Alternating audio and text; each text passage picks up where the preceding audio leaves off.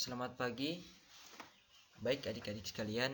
Pada kesempatan kali ini kita melanjutkan kembali pembelajaran geografi kita terkait dengan perairan laut. Nah, kali ini kita akan membahas tentang laut menurut kedalamannya. Jadi, laut menurut kedalamannya itu terbagi atas zona neritik atau laut dangkal, kemudian zona batial, wilayah laut dalam, kemudian zona absial, wilayah laut sangat dalam.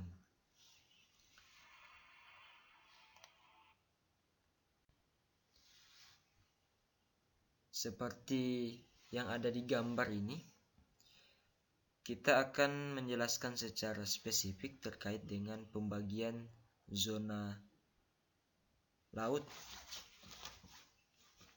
Yang pertama di situ ada zona litoral. Nah, zona litoral ini adalah wilayah laut yang dibatasi oleh pasang naik dan pasang surut.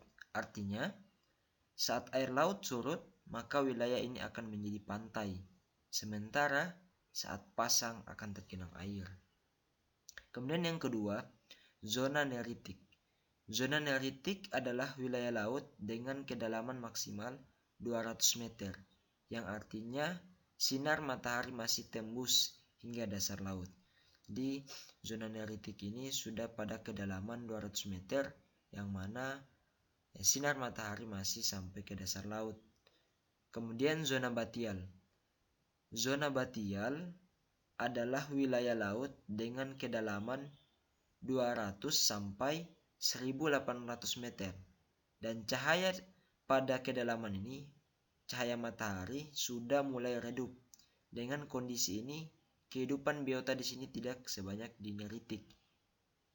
Jadi karena kedalaman yang sudah cukup dalam sampai 1800 meter, maka di zona batial ini kehidupan biota laut sudah sangat sedikit karena juga dipengaruhi oleh sinar matahari yang sudah tidak bisa menembus dasar laut. Kemudian zona absial. Zona absial adalah zona laut dalam dan sangat gelap dengan tekanan hidrostatik tinggi. Hanya hewan tertentu saja yang bisa hidup dan beradaptasi dengan lingkungan ini. Pemanfaatan zona absial antara lain untuk sumur bor minyak laut lepas. Kemudian lanjut di relief dasar laut. Adalah perbedaan tinggi rendahnya dasar laut. Oleh karena itu, dasar laut yang tinggi menyebabkan laut tidak dalam. Namun bila dasar laut rendah, maka laut menjadi dalam. Relief dasar laut juga memiliki permukaan yang menonjol ke bagian atas maupun bagian yang cekung ke bawah. Ada 3 jenis relief dasar laut, diantaranya basin, kemudian pegunungan bawah laut, kemudian gunung berapi dasar laut. Kemudian kita lanjut pada profil dasar laut. Nah, profil dasar laut ini pertama itu terbagi atas beberapa bagian. Yang pertama itu ada wilayah daratan. Jadi wilayah daratan dulu, kemudian ada paparan benua, tebing benua, dataran absial, punggung laut, palung laut, gunung laut, parit laut maupun gunung api. Nah, kita mulai dari wilayah daratan. Jadi yang dimaksud dengan wilayah daratan sekitar laut yaitu wilayah daratan yang saling terhubung di mana garis pantai dan batas-batas darat lainnya membentuk tepi benua. Itu dikatakan wilayah daratan. Kemudian yang kedua itu ada paparan benua. Jadi paparan benua ini adalah dasar laut dangkal yang berbatasan dengan benua dan merupakan kelanjutan wilayah benua. Kemudian dia mempunyai kedalaman antara 0 sampai 200 meter. Selanjutnya dataran absial. Sebelumnya tebing benua terlebih dahulu. Nah, tebing benua ini mencapai kedalaman lebih dari 200 meter. Kemudian dia menukik hingga sekitar kedalaman 1000 meter. Lebar dari lereng ini mencapai 100 km dan merupakan akumulasi sedimen hasil erosi dari benua. Kemudian selanjutnya kita ada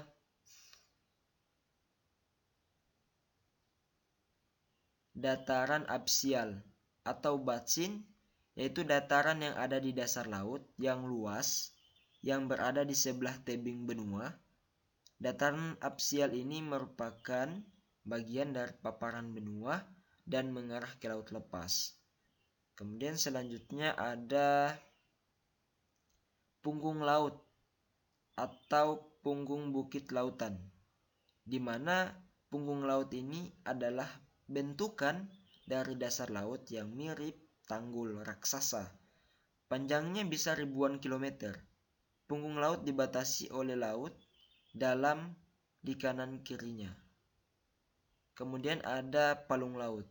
Nah, untuk palung laut, dia merupakan depresi topografi sempit yang merupakan bagian terdalam dari dasar atau lantai samudra. Adapun ciri khas yang dimiliki oleh palung laut berbeda dengan batas konvergen. Kemudian di situ ada gunung laut. Gunung laut ini adalah sebuah gunung yang naik dari dasar laut yang tidak sampai naik hingga permukaan laut. Dan dia dengan demikian bukanlah juga sebuah pulau.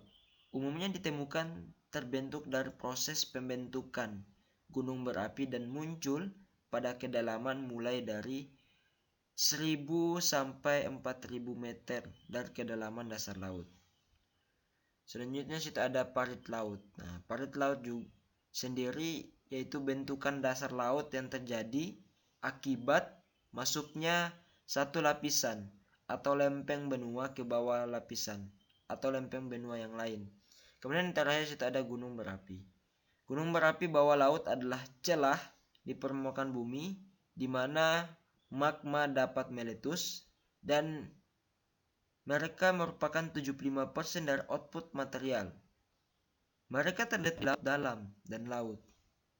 Tetapi beberapa dari mereka dapat ditemukan di perairan dangkal juga. Gunung berapi bawah laut juga dapat ditemukan di dekat pergerakan lempeng tektonik yang dikenal sebagai punggung laut. Baik. Kemudian kita masuk pada keadaan fisika air laut. Nah, susunan kimia dan sintesis air laut. Air laut sendiri, mengapa dia terasa asin? Hal itu diakibatkan rasanya asin dan kepahit-pahitan. Hal ini disebabkan air laut mengandung garam-garaman. Kemudian secara warna air laut bergantung pada zat larutan dari organisme atau zat lain yang terdapat di dalam air. Kemudian bergantung pada warna dasar lautnya. Jadi kalau seandainya dasar laut, tumbuhan biota di dasar laut sebagian besar hijau, maka dia akan bentuk warna hijau. Begitupun sebaliknya dengan warna yang lain pada umumnya di dasar laut. Kemudian bergantung pada warna dasar lautnya. Kemudian suhu atau temperatur air laut. Suhu air laut ini di permukaan bumi menunjukkan pada perbedaan walaupun tidak besar. Suhu air di Samudra Atlantik itu rata-rata 16,9 derajat Celcius. Kemudian suhu air di Samudra Hindia rata-ratanya yaitu 17,0 derajat Celcius. Kemudian suhu air di Samudra Pasifik rata-ratanya yaitu 19,1 derajat Celcius. Kemudian perairan wilayah. Di sini ada batasan teritorial, kemudian batas landas kontinen. Dan yang ketiga itu batas zona ekonomi eksklusif. Jadi secara batas zona ekonomi eksklusif ini dia digunakan adalah batas yang sudah cukup jauh, kemudian batas pengolahan ekonomi eksklusif. Ini adalah bagian batasan air laut yang paling terluar.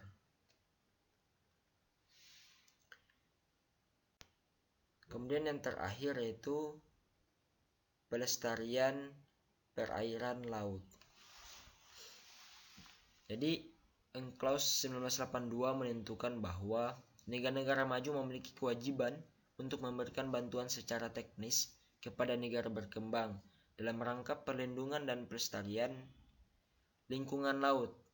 Bantuan teknis tersebut dapat berupa pelatihan, tenaga teknis dan ilmiah, partisipasi dalam program-program internasional, bantuan peralatan, pelatihan, pembuatan peralatan-peralatan yang diperlukan, dan pengembangan riset, monitoring, kemudian pendidikan, dan program-program lainnya untuk tujuan pencegahan, pengurangan, dan pengendalian lingkungan laut.